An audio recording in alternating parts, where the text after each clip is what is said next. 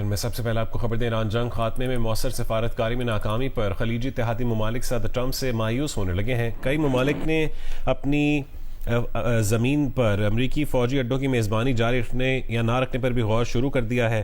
عرب مغربی اور امریکی عہدیداروں کے حوالے سے امریکی اخبار کی رپورٹ میں عہدیداروں کا کہنا ہے کہ سعودی عرب، متحدہ عرب امارات، قطر، کویت اور بحرین کی حکومتیں اب ٹرمپ انتظامیہ کے طرز عمل پر ناراضی اور بے چینی کا شکار ہیں۔ امریکی اتحادی ممالک اس بات پر پریشان ہیں کہ ٹرمپ ایران کے ساتھ امن کے لیے ضروری سفارتی عمل کو مؤثر طریقے سے آگے بڑھانے میں ناکام ہے۔ مغربی عہدیدار کا کہنا ہے کہ سعودی عرب، پاکستان اور ترکی کا دفاعی معاہدہ بھی ٹرمپ کے لیے واضح اشارہ ہے کہ خلیجی ممالک اب دفاعی سیکیورٹی کے لیے صرف امریکہ پر انحصار نہیں کرنا چاہتے۔ روس کے دارالحکومت ماسکو پر یوکرین کا بڑا حملہ، رات بھر میں ماسکو پر 600 ڈرون داغ دیے۔ حملوں سے کئی ویئر ہاؤسز میں آگ بھڑک اٹھی۔ روسی حکام کے مطابق یوکرینی ڈرون حملوں میں 3 افراد زخمی ہوئے ہیں۔ یوکرین کے فائر کیے گئے 201 ڈرونز مار گرائے گئے۔ دوسری جانب روسی فوج نے بھی یوکرین پر فضائی حملے کیے۔ یوکرینی حکام کے مطابق روس کے بیلسٹک میزائل اور ڈرون حملوں میں 1 خاتون ہلاک اور 7 افراد زخمی ہوئے ہیں۔ وائٹ ہاؤس نے چین کی جانب سے امریکی ٹیرف سے بچنے کے لیے بڑے پیمانے پر تجارتی دھوکہ دہی کا دعویٰ کیا ہے۔ رپورٹ کے مطابق چینی اشیاء بھارت اور اسرائیل سمیت 40 سے زائد ممالک کے ذریعے امریکہ لائی جاتی ہیں تاکہ ان پر ٹیرف عائد نہ کیا جا سکے، اور اس طرح $300 ارب تک بچائے جا رہے ہیں۔ صدر ٹرمپ نے سماجی رابطے کی ویب سائٹ پر یہ رپورٹ شیئر کر دی ہے۔ جن ممالک سے چینی اشیاء کی امریکہ غیر قانونی ترسیل کی جاتی ہے ان میں پاکستان شامل نہیں ہے۔ صدر ٹرمپ کے معاون نویرو کی جانب سے تیار رپورٹ کے مطابق غیر قانونی ترسیل کا یہ عمل سن 2018 میں چین پر ٹیرف عائد کیے جانے کے بعد سے بڑھ گیا ہے۔ اس غیر قانونی ترسیل کے لیے چینی سامان کو دوبارہ سے لیبل لگایا جاتا ہے، دوبارہ پیکنگ کی جاتی ہے، تھوڑی بہت دوبارہ پروسیسنگ بھی کی جاتی ہے، پھر سے رسیدیں تیار کی جاتی ہیں، یا پھر اشیاء کا ماخذ ایسے ملک کو ظاہر کیا جاتا ہے جس کا ان چیزوں سے تعلق ہی نہیں ہوتا۔ رپورٹ کے مطابق دیگر ممالک سے اشیاء کی ترسیل میں اضافے کے ادوار میں چین سے امریکہ براہ راست درآمدات میں کمی نوٹ کی گئی۔ جن ممالک کو استعمال کیا جاتا ہے ان میں کینیڈا، اسرائیل، یورپی یونین، میکسیکو، جاپان، جنوبی Korea, Brazil, Indonesia, Malaysia, Thailand, Turkey, Cambodia اور میانمار شامل ہیں۔ اس دھوکہ دہی سے امریکہ میں 4.5 لاکھ نوکریاں ختم ہو گئیں۔ سالانہ جی ڈی پی اور وفاقی ٹیکس قیمت میں اربوں ڈالر کا نقصان ہوا۔ امریکی میڈیا کے مطابق مختلف ممالک پر ٹیرف عائد کرنے کے بعد ٹرمپ انتظامیہ نے اپنی توجہ ان خامیوں کو دور کرنے پر فوکس کر لی ہے جن کے ذریعے غیر ملکی درآمد کنندگان امریکی ملازمین، مینوفیکچررز اور ٹیکس دہندگان کو نقصان پہنچا کر اپنی اشیاء کی امریکہ غیر قانونی ترسیل کرتے ہیں۔ دوسری جانب چینی حکام اور ماہرین نے دھوکے سے تجارت کرنے کا امریکی الزام مسترد کر دیا ہے۔ کہا کہ کمپنیاں اپنی پیداوار متنوع کریں تو یہ عالمی سپلائی چین میں عام تبدیلی ہے جسے ٹیرف سے بچنے کا رنگ دینا مناسب نہیں۔ اصل سوال یہ ہے کہ آیا کمپنیوں نے مقام آغاز غلط بتایا یا مقامی آغاز سے متعلق قوانین کی خلاف ورزی کی یا نہیں۔ واشنگٹن ڈی سی میں چینی سفارتخانے کے ترجمان نے کہا ہے کہ ترسیل کردہ اشیاء پر یک طرفہ اقدامات کے ذریعے تھرڈ پارٹی مفادات کو ہدف نہیں بنانا چاہیے۔ ٹیرف اور تجارتی جنگیں فاتح پیدا نہیں کرتی ہیں۔ بیجنگ چینی اشیاء کو دبانے کے لیے قومی سلامتی کا جواز پیش کیا جانا اور یک طرفہ ٹیرف مسترد کرتا ہے۔ ضرورت پڑی تو چین اپنے مفادات کے تحفظ کے لیے اقدامات کرے گا۔ حوثی حملوں کے بعد یمن کے الموخا بندرگاہ پر آپریشن معطل ہو گئے ہیں۔ ڈائریکٹر بندرگاہ نے بتایا کہ الموخا بندرگاہ نے حالیہ حملوں کے بعد تجارتی اور بحری سرگرمیاں معطل کر دی ہیں۔ حملوں کے دوران بندرگاہ کو 25 سے زائد میزائلوں سے نشانہ بنایا گیا۔ حملوں میں 7 افراد ہلاک اور تقریباً $16 ملین کا نقصان ہوا ہے۔ ترکی کے صدر رجب طیب اردوان نے تصدیق کی ہے کہ مکہ معاہدے میں مصر کو بھی شامل کیا جا سکتا ہے۔ خلیجی ٹی وی کو انٹرویو میں ترک صدر نے کہا کہ مصر کو بھی دفاعی معاہدے کا حصہ بنایا جا سکتا ہے۔ یورپی یونین سے متعلق سوال پر صدر اردوان نے کہا کہ یہ ہماری ترجیح نہیں، یورپ وہ جو ناکامی سے دوچار ہوتا ہے۔ بلوچستان کے علاقے خاران میں سیکیورٹی فورسز نے انٹیلیجنس بیسڈ آپریشن میں 7 دہشت گردوں کو ہلاک کر دیا ہے۔ سیکیورٹی ذرائع کے مطابق خاران کے علاقے لجے میں دہشت گردوں کی موجودگی کی اطلاع پر آپریشن کیا گیا۔ کارروائی کے دوران فتنہ الخوارج کے 7 دہشت گرد ہلاک اور متعدد زخمی ہوئے ہیں۔ دہشت گردوں کے ٹھکانوں سے جدید اسلحہ، گولہ بارود اور دیگر جنگی سامان برآمد ہوا۔ دہشت گردوں کے ٹھکانوں سے ایک موٹر سائیکل اور 2 گاڑیاں بھی ملی ہیں۔ سیکیورٹی فورسز نے دہشت گردوں کے ٹھکانوں کو مکمل تباہ کر دیا۔ سیکیورٹی ذرائع کے مطابق دہشت گرد بھتہ خوری، اغوا، ٹارگٹ کلنگ، خودکش حملوں کی منصوبہ بندی میں ملوث تھے۔ آپریشن رد الفتنہ 3 کے تحت دہشت گردی کے خاتمے کے لیے کارروائیاں جاری ہیں۔ वफाकी वज़ीर दाखिला मोहसिन नकवी ने खालान में दहशत गर्दों के खिलाफ कामयाब इंटेलिजेंस बेस्ड ऑपरेशन पर सिक्योरिटी फोर्सेस की सताइश की है। एक बयान में मोहसिन नकवी ने कहा कि ऑपरेशन दद्दुल फितना 3 के तहत फोर्सेस ने बरवक्त कार्रवाई करके 7 दहशत गर्दों को जहन्नुम वासिल किया। दहशत गर्दी के खिलाफ बरसर पैकार सिक्योरिटी फोर्सेस की बहादुर सपूत हमारा फख्र है। दहशत गर्दी के खिलाफ जंग में कौम यकसू और मुत्तहद है।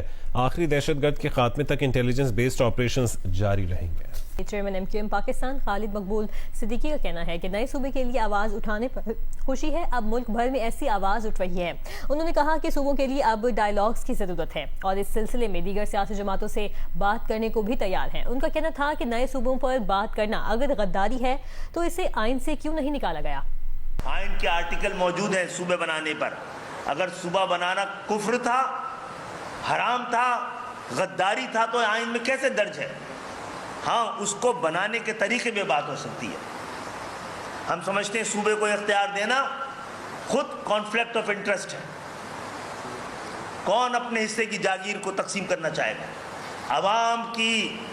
अवाम के जायज़ हक को अवाम तक पहुँचाना तकसीम नहीं है, तफरीक नहीं है। सिंध की ज़मीनों का 60% हिंदुओं का था जो उन्होंने हमारी जाके ले ली है वहाँ पे।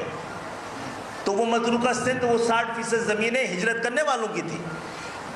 सिंध के 26 में से 21 शहर हिंदू मेजॉरिटी शहर थे। हम ऐसे तो आके नहीं बस गए, किसी और के घर पे कब्जा तो नहीं किया। जो हमारे घरों में गए उनके घरों में हम आ गए। तो हम आपकी मोहब्बत को भी याद रखेंगे और आप चाहेंगे तो एक दिन थैंक्स गिविंग डे भी बना लेंगे आप। वज़ीर आज़म के बशीर राना सनाउल्लाह ने जियो न्यूज़ के प्रोग्राम नया पाकिस्तान में गुफ्तगू करते हुए कहा कि मुक़्तदरा ने अभी तक हुकूमत से सूबों के मामले पर कोई गुफ्तगू नहीं की, ना ही ये मामला अभी तक काबीना या पार्लियामेंट में ज़ेर बहस आया है। जो वफाकी वज़रा नए सूबों का क़याम चाहते हैं वो कोई फार्मूला तहरीरी शक्ल में सामने रखें। अब पहले तो ये नहीं पता चल रहा कि सूबे कितने होने चाहिए। कोई 12 कह रहा है, कोई 32 कह रहा है, कोई 20 कह रहा है। फिर उन सूबों का क्या तरीक़ाकार होगा? क्या उन सूबों को गवर्नर जो है वो रन करेगा या कंट्रोल करेगा, या वहाँ पे हर सूबे में एक असम्बली होगी? वो अलीम खान साहब ने कोई सूबों से मुतल्लक कोई मंसूबा पेश किया है?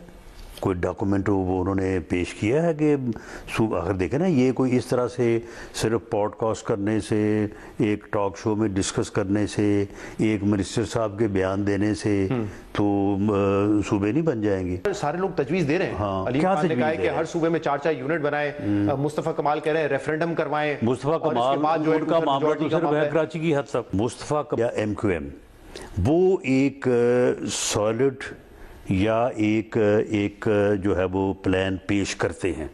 वो क्या फरमाते हैं? वो कहते हैं कि जी कराची को वफाक का हिस्सा बना दिया जाए, या वो कहते हैं कि कराची को सिंध से अलग कर दिया जाए। आपके ख्याल में अवाम में ये एक पॉपुलर डिमांड है कि मजीद सूबे बनने चाहिए? सियासतदान की तो होती है ना नफ्स पे। कोई पॉपुलर डिमांड नहीं। पॉपुलर डिमांड नहीं आप समझते? पंजाब में या पूरे मुल्क में नहीं है? आप देख लें कहाँ पे है।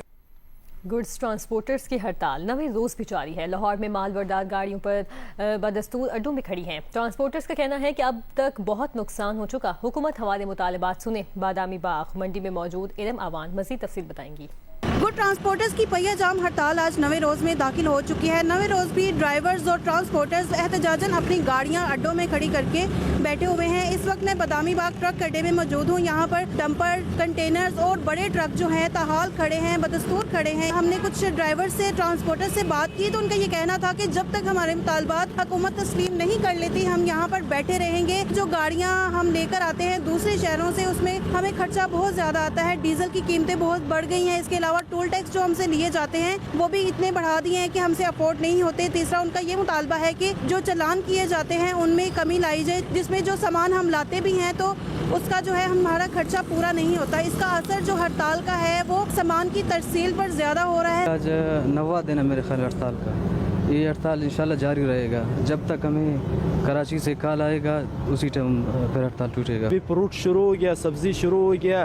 अभी कम अज़ कम अभी भी बलूचिस्तान में भी गाड़ी खड़ा है, लोड नहीं करवाता है ये हड़ताल की वजह से। टोल प्लाजा ज़्यादा हो गया, फिर हम ड्राइवर लोग बहुत ख्वार है। इधर 5-10 दिन खड़ा है अड्डे पे, बहुत जलील है। साथ ही बदामी बाग सब्जी मंडी भी मौजूद है, वहाँ पर भी जो ट्रक है वो बड़ी कम तादाद में आ रहे हैं। हमने वहाँ पर कुछ व्यापारियों से बात की तो उनका ये कहना था कि यहाँ पर जो सामान पहले आता था अब उस तरह से सामान नहीं आ रहा, सब्जी और फ्रूट जो है वो बहुत कम मिकदार में आ रहा है, जिसकी वजह से आगे इसकी किल्लत भी हो सकती है और महंगाई भी हो सकती है।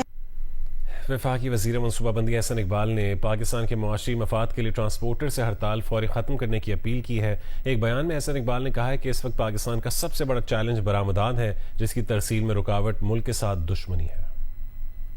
पाकिस्तान का इस वक्त सबसे बड़ा चैलेंज हमारी बरामदात हैं और शायद उनके मुतालबात जो भी हैं चाहे दुरुस्त हैं या गलत हैं, लेकिन बहैसियत पाकिस्तानी इस वक्त अगर हम पाकिस्तान के साथ कोई सबसे बड़ा जुल्म कर सकते हैं तो वो पाकिस्तान की बरामदात और उनकी तरसील में खलल डाल के कोई भी कार्रवाई करना मैं समझता हूँ कि इस वक्त मुल्क के मफाद में नहीं है।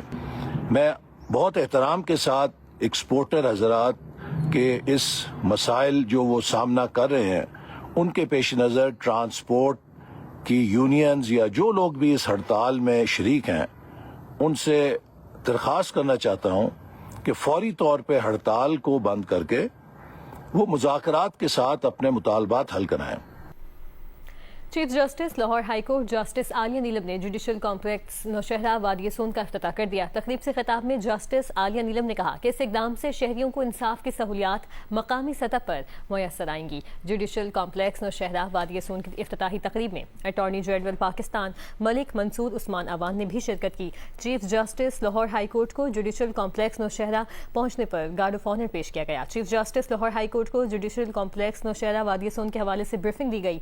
इस मौके पर इस इकदाम से मुकदमात की पैरवी के लिए खुशाब कचहरी जाने की जरूरत नहीं रहेगी। जजेस बगैर दबाव मेरिटेबल मुकदमात की समाअत और फैसले यकीनी बनाएं। इंसाफ की बरवक्त फराहमी और शहरियों को ज्यादा से ज्यादा रिलीफ यकीनी बनाया जाए।